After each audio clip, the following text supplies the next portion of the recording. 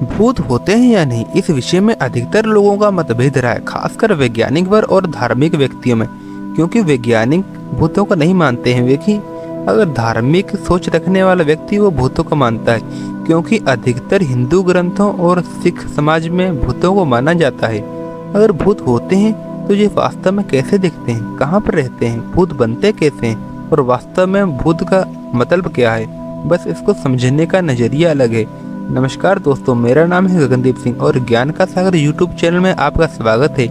इस वीडियो में भूतों की पूरी जानकारी आपको दूंगा। आखिर में असली भूत क्या होता है, भूत का मतलब क्या होता है। दरअसल सभी आत्माएं भूत नहीं होती हैं। जो आत्मा पिछले जन्म में जिस व्यक्ति ने बुरे काम किए होते हैं और मृत्यु से पहले मर जाता है वह भूत बन जाता है।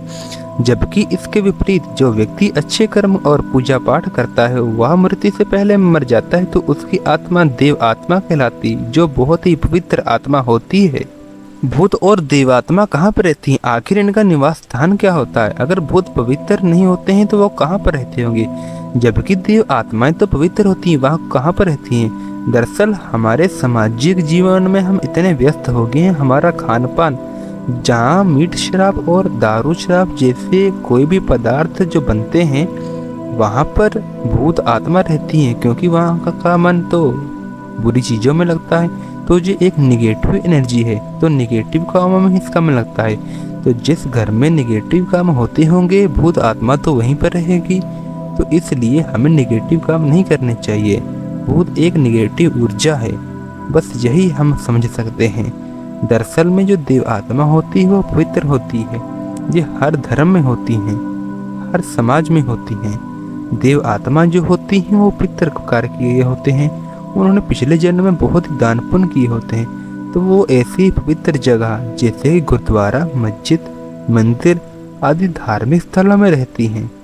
उनका मन बहुत ही पवित्र होता है। तो आखिर इनकी मुक्ति क्यों नहीं हो पाती है, देव आत्मा की मुक्ति क्यों नहीं हो पाती है। चलो माना भूत आत्मा तो उन्होंने तो पाप किए थे इसलिए उसकी मुक्ति नहीं हो पाई, लेकिन देव आत्मा ने ऐसा क्या किया उसकी मुक्ति नहीं हो पाती।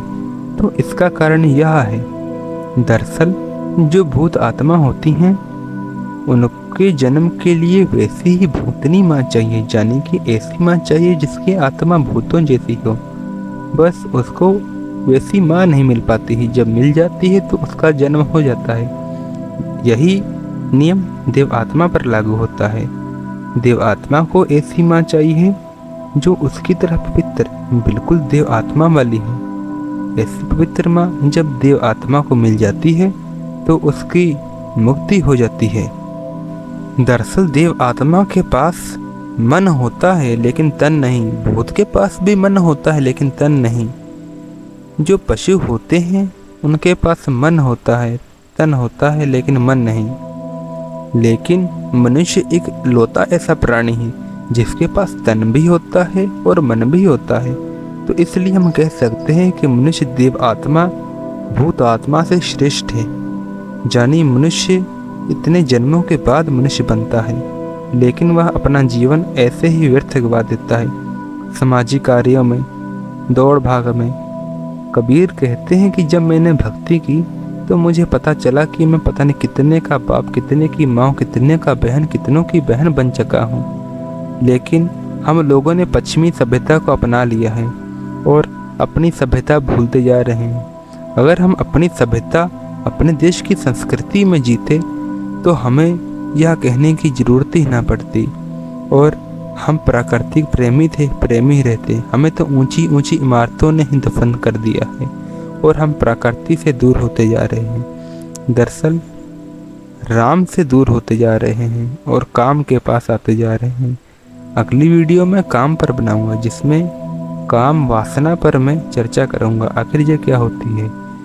ये मेरी पहली वीडियो है तो इसलिए मेरी जो रिकॉर्डिंग आवाज़ कर रहा हूँ उसमें कुछ दिक्कत हुई है, तो उसके लिए मैं क्षमा मांगता हूँ। ऐसी ही और अद्भुत वीडियो देखने के लिए इस चैनल को प्लीज़ सब्सक्राइब कर लीजिए और प्रकृति से प्रेम करते रहिए। प्रकृति ही जीवन है, बाकी सब व्यर्थ है। हम जिस दौड़ भाग में लगे हुए हैं वो हमारे साथ नहीं जाएगा, हमारे साथ बस राम का नाम जाएगा। धन्यवाद।